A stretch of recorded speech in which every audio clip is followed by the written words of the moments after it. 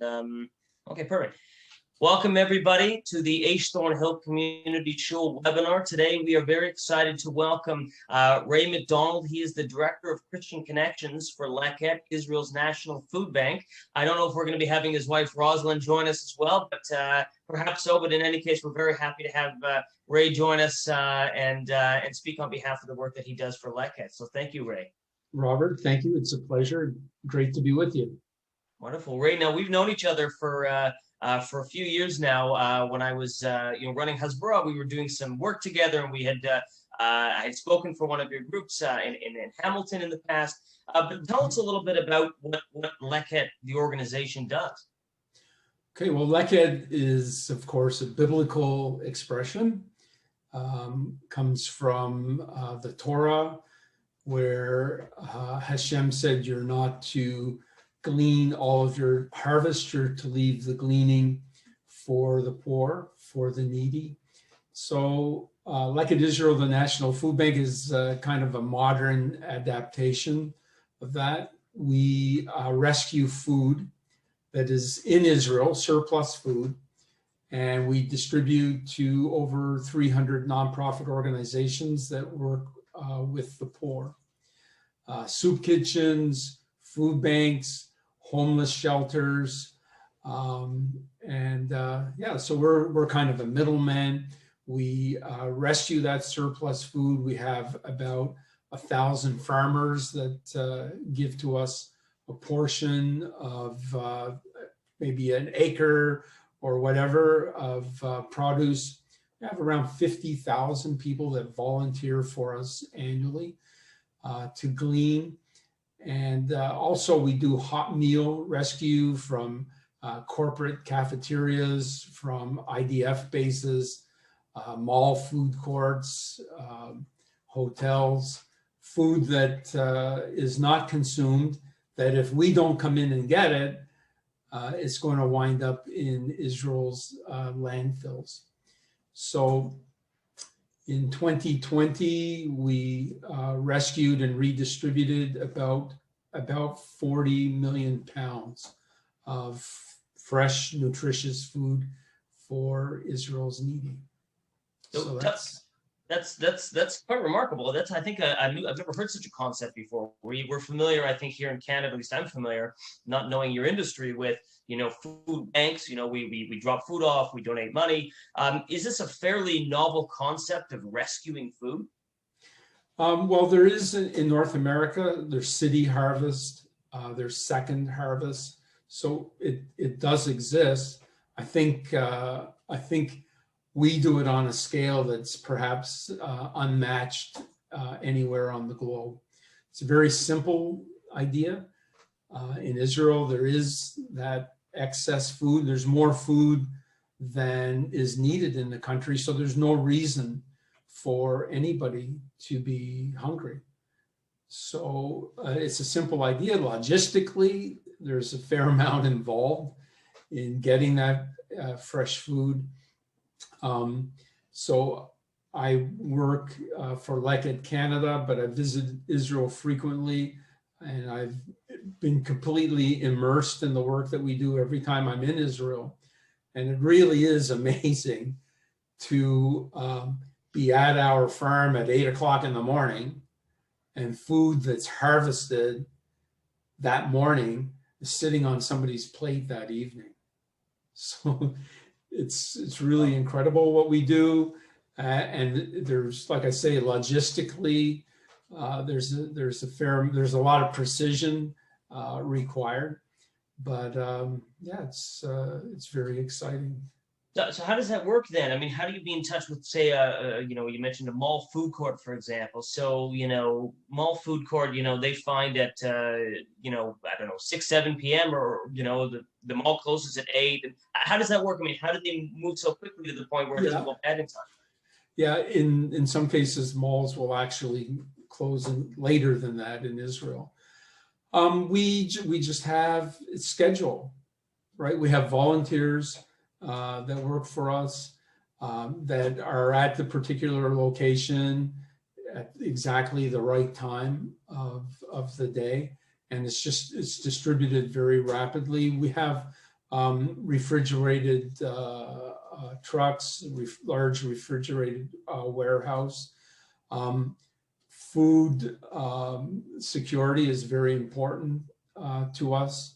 So we have nutritionists on staff. We have experts in food handling. And we even work with the nonprofits that we supply. We assist them in grants for infrastructure, for refrigeration units. We train in food handling. So, these are really important to us, the quality of the food that we deliver to those in need. Wow, that's amazing work. Tell us a little bit about, Ray, your work specifically with the Christian supporters of Israel here in Canada. Yes, well, actually, worldwide. Oh, okay. Liaison with the Christian community worldwide. We have donors, Christian supporters in Asia, China, in Africa. So it's really exciting. I started working with Leket here in Canada. In fact, I was the first person hired by Leket outside of Israel. And we now have about 125 people on staff worldwide. We have charitable status in Britain, France, Canada, the United States, and of course, Israel. So I've also basically been looking after Leket Canada, the office here, been the office manager since 2007. And yeah, it's very exciting as growing numbers of Christians are wanting to support Israel in a tangible way. And yeah, so I was hired, as I mentioned, in 2007, primarily to reach into the Christian community and to tap into that pro-Israel theology, I guess you could say, that is growing within the Christian community. Wow. So what is speaking to these Christian supporters? Is it is it Genesis 12:3 and God's blessing and promise to Abraham about whoever blesses you will be blessed? Is it just a sense of humanitarian doing the right thing? Is it Zionism? What is it? Is it all of the above? Yeah, I would say that Christian attitudes toward Israel, there's a fair spectrum, like I think there is in the Jewish community as well. Different Israel means different things to different people, but I would say yes to your question, to each one of those. For sure, I will bless those who bless you definitely resonates with evangelicals. A sense that our faith is Jewish. From the authors of the New Testament, entirely Jewish. I think that growing numbers of Christians are wanting to understand the Torah, the Tanakh, Jewish tradition as a way of them connecting to God in a better way, just understanding the roots of our faith from a Jewish perspective. And coupled with that is just an understanding that that Hashem is fulfilling his covenant promises to your people, as we see the near miraculous rebirth of the land of Israel. And for sure, something that God is doing today on this planet, something that's very dear to God's heart, is God's covenants with the Jewish people and fulfilling his promises to them. That's remarkable. So let's talk pre-COVID for a moment. Before COVID and life was normal, and hopefully post-COVID. Tell us about some of the communities that you would visit here. Tell us. Did you regularly speak at churches or in front of faith groups in Canada? Tell us about that. Yes, for sure. That's a big aspect of what I do, my wife and I. We speak in a lot of churches. We've spoken to thousands of Christians about Israel, God's promises to Israel. Also, the belief that God wants the Goyim, the nations, involved. I mean, so much of the Nevi'im, of the prophets, spoke about the nations regarding Israel. So yeah, we encourage Christians to be part of what's happening in Israel in a tangible way. We visit quite a number of churches each year here in Canada as well as the United States. We've traipsed around the US quite a bit.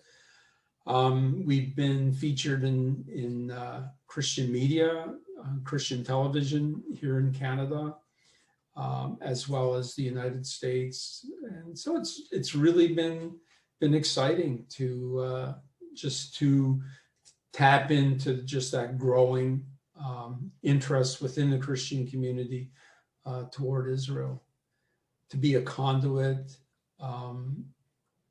in being maybe a bridge, encouraging Christians to support and stand with Israel in a tangible way.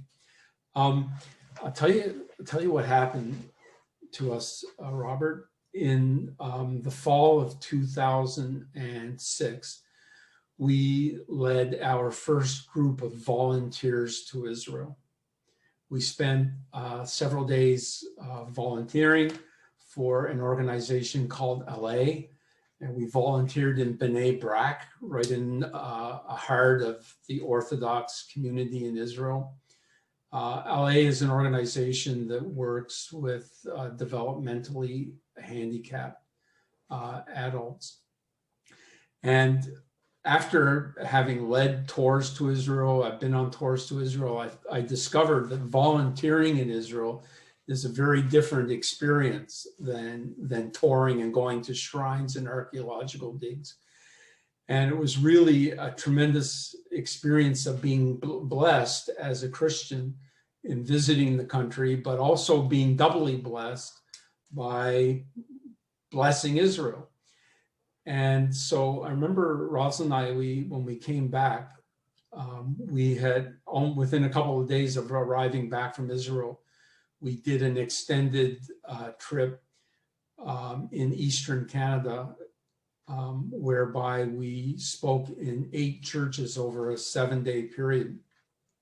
And I can remember the first church that we spoke in, after the service, I had somebody come to me and say, well, Ray, okay, thank you for educating me about Israel and the significance of Israel. Now what do I do? And I remember the next church we were in, the following day, I had the same thing. Someone came to me and said, okay, now what? You know, how can I be part of Israel's story? So when we came back home, we really just spent a fair amount of time just talking about it and praying and just really seeking God.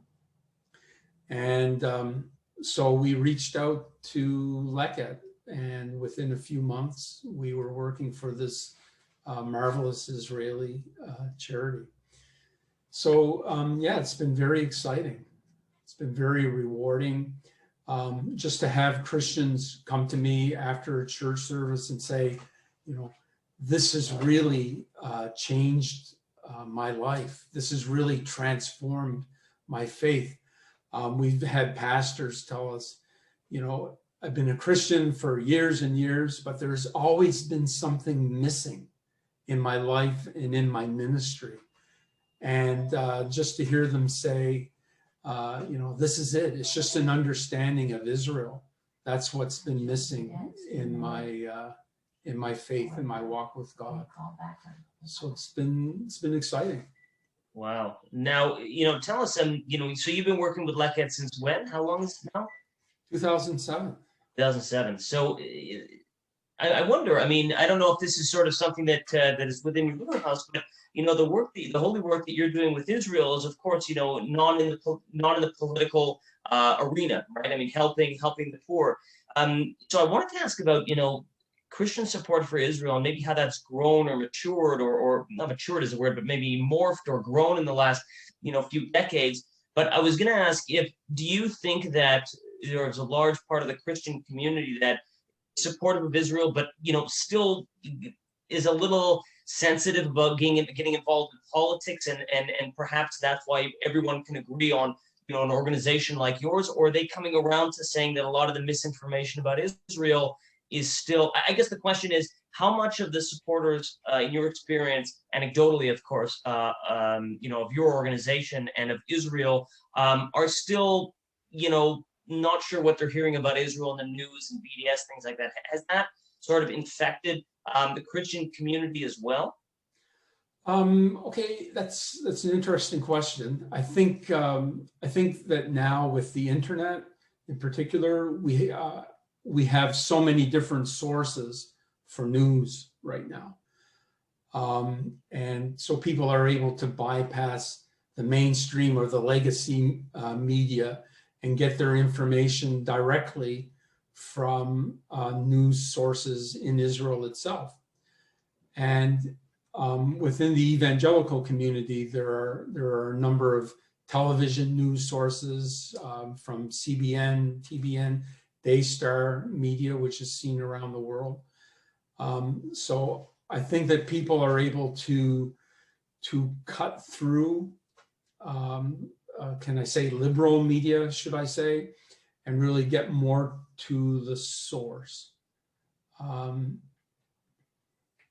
Organizations like Honest Reporting, so many millions of Christians are subscribing to other news sources, Right. to find the truth. Right. Well, I mean, I think that's a great thing to hear. As you know, that I think the BDS movement, or in general the anti-Israel movement, they've sought, of course, not just to poison the minds of the undecided, but unfortunately many supporters of Israel seeking to sort of, pull the carpet from under them, and seeking to go younger and younger, and within the media and social media and so on. So I think it's a very, very scary thing. So do you think, this is sort of a related question, but do you think that the work that you're doing, beyond obviously helping the poor in Israel and helping those who are food insecure, also serves to introduce many Christians to Israel, not just in the biblical sphere, but in the sort of the real physical, Israel as well? I mean, do you think that there's often a disconnect between people who understand Israel in the Bible, but not Israel as a real place today? Yeah, I think that to a great extent, what I do, Robert, particularly when I get into churches and I really interact with people, is I think that I connect the dots for a lot of Christians. The end times, of course, and prophecy is a major thing within the evangelical community. But I think that when a Christian supports Leket, it's biblical. As I mentioned when we first began speaking, a lot of Christians relate to Ruth, who was a Gentile, who said to Naomi, "Don't turn me away. I want to come with you. Where you go, I will go. Your people will be my people. Your God will be my God." And I think a lot of evangelicals see Israel in that way.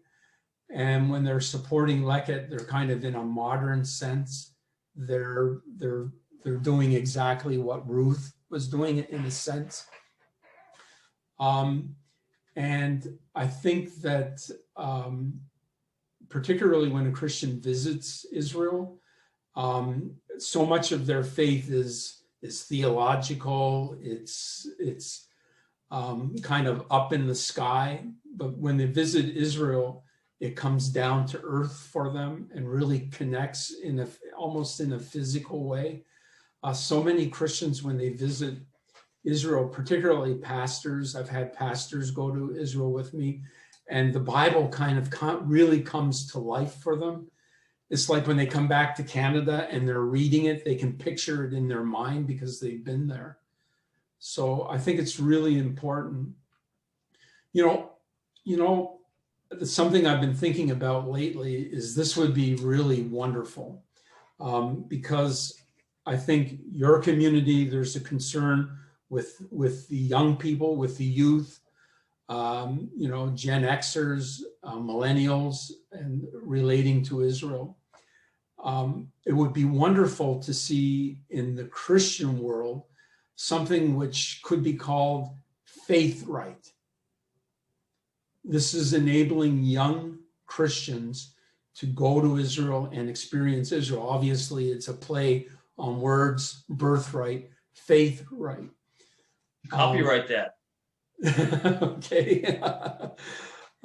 So that would be just, the Jewish world really needs to reach out, I think, more into the evangelical world and realize that there are friends within the evangelical world that they're very interested in Israel, but they're not necessarily engaged because there's nothing at stake for them, I don't think.